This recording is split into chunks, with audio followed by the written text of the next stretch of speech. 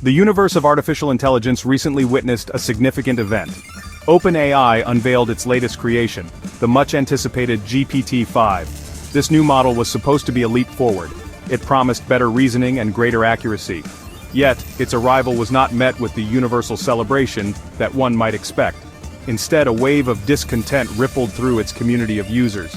Many people, especially those who paid for the service, felt a sense of disappointment. The launch, intended as a triumph, quickly became a moment of reckoning for the company, revealing a disconnect between its vision and the daily needs of its loyal user base. The core of the problem was not what GPT-5 offered, but what its arrival took away. When OpenAI rolled out the new model, it simultaneously removed all previous versions for its paying customers. Suddenly, trusted tools like GPT-4o were gone. Users who had developed specific workflows around these older models found their processes broken overnight. This abrupt change left many feeling stranded. They were forced to adapt to a new system without any transition period. It was a stark reminder that progress, when implemented without considering its impact, can often feel like a step backward for those on the front lines. This change had a very practical and frustrating consequence for Plus subscribers. These users pay a monthly fee for enhanced access. With the launch of GPT-5, their total query capacity was drastically reduced. They went from having a generous number of interactions across multiple models to being limited to just 200 GPT-5 queries per week. For power users, developers, and writers who rely on the service for their work, this was a severe limitation. The value of their subscription seemed to diminish instantly. Many took to social media and forums threatening to cancel their subscriptions in protest of this perceived downgrade. The community's reaction was swift and clear. They felt that OpenAI had prioritized the rollout of its new technology over the established habits and needs of its supporters. The new, unified system, which automatically routed queries, removed user control. People could no longer choose the best model for a specific task. For instance, they might prefer GPT-4o for creative writing and a different model for coding. This loss of choice, combined with the reduced query limits, created a perfect storm of user frustration. The dream of a smarter AI had collided with the reality of a less flexible and less usable product.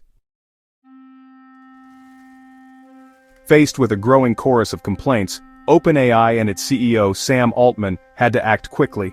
The company could not ignore the voices of its most dedicated users, especially those whose monthly payments support the platform's development. Altman took to social media to directly address the concerns. He acknowledged the community's frustration and made a clear promise. He assured paying users that the company was listening and that significant changes were coming.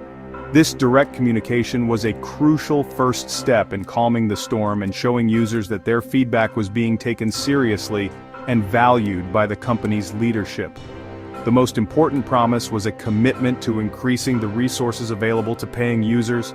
Altman stated that Plus subscribers would soon receive more total usage than they did before GPT-5. This was a direct answer to the primary complaint about reduced value. Specifically, OpenAI announced a massive increase in the GPT-5 query limit for Plus users.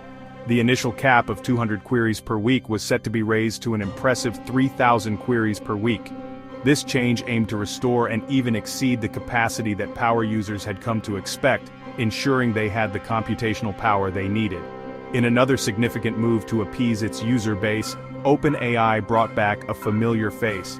The company announced the reintroduction of the GPT-4o model for its paid subscribers. This was a direct reversal of the initial decision to make GPT-5 the only option. By restoring access to GPT-4o, OpenAI gave users back the choice and flexibility they had lost. They could once again select the model that best suited their specific tasks, whether for its speed, style, or reliability. This decision was widely praised as it demonstrated the company's willingness to admit a mistake and correct its course based on user feedback. The improvements were not limited to just the paid tier. Sam Altman also announced that OpenAI would work to increase the quality of the free tier of ChatGPT. While the specific details of this enhancement were not immediately outlined, the statement itself was significant. It signaled a commitment to the entire user community, not just those who pay. By promising to improve the free service, OpenAI aimed to maintain goodwill and ensure that its powerful technology remains accessible and useful to the widest possible audience. This helps foster a healthy ecosystem where both free and paid users feel valued. The technical complaints about query limits and model access were not the only issues users had with GPT-5. A more subtle yet equally important criticism emerged regarding the model's personality. Many users felt that the new AI lacked the emotional depth of its predecessors. They reported that its responses were often shorter, more direct, and less engaging. The conversational partner they had grown accustomed to seemed to have been replaced by a more detached and clinical information processor. This change in tone made interactions feel less natural and for some less helpful, especially for creative or brainstorming tasks. This feedback highlighted a fascinating aspect of our relationship with AI. We don't just want machines that are factually correct, we want them to be good communicators. In response to these concerns, Sam Altman made another promise. He said the company would make changes to make the GPT-5 model warmer. This commitment goes beyond simple bug fixes or technical adjustments. It delves into the very art of conversation. The goal is to fine-tune the AI's communication style to be more empathetic, engaging, and emotionally resonant, making it a more pleasant and effective collaborator for human users.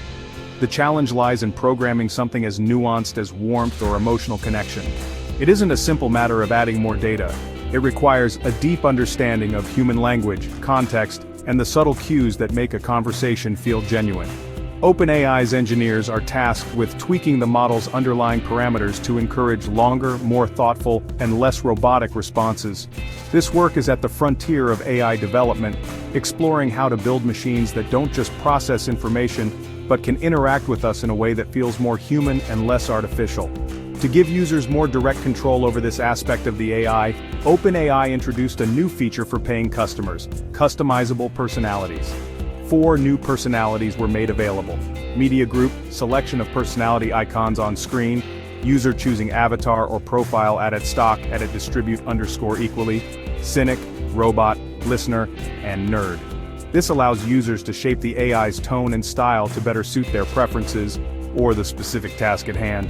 If you want a skeptical analysis, you can talk to the Cynic. If you need a compassionate ear, the Listener is there. This innovation represents a step toward a more personalized AI experience, where users can tailor their digital assistant's character to their own liking. Despite the initial stumbles with its launch, the underlying technology of GPT-5 represents a significant step forward. OpenAI claims the model has made substantial improvements across a wide range of critical areas. These include better performance in coding, logical reasoning, and factual accuracy. The company also states that the model is less prone to hallucinations, which are instances where an AI confidently states incorrect information. Furthermore, GPT-5 is designed to be less sycophantic, meaning it is less likely to simply agree with the user and is more capable of providing objective or critical feedback when necessary. A key technical change in GPT-5 is its unified system architecture. In the past, users sometimes had to manually select different models for different types of tasks. The new system features a real-time router that automatically analyzes an incoming query. It then directs the query to the most appropriate internal model, whether it's the standard model for general conversation or a specialized reasoning model for complex problems. This process is seamless to the user. The goal is to simplify the user experience while ensuring that the most powerful and efficient tools are always being used behind the scenes. The combination of these technical upgrades and the new features aims to create a more robust and user-friendly platform. The increased query limits and the return of GPT-4o address the immediate concerns of power users, ensuring they have the resources they need. The work on making the model warmer and the introduction of customizable personalities address the more human-centric feedback.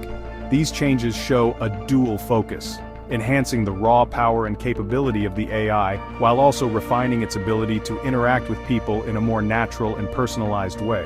Ultimately, this entire episode serves as a valuable lesson in the co-evolution of humans and AI. The launch of GPT-5 and the subsequent user backlash have pushed OpenAI to recalibrate its approach. The company is learning that technical superiority alone is not enough. User experience, flexibility, and even the perceived personality of the AI are all critical components of its success. By listening to its community and responding with concrete changes, OpenAI is not just fixing a product, it is strengthening its relationship with its users and charting a course toward an AI future that is not only more intelligent but also more aligned with human needs and preferences.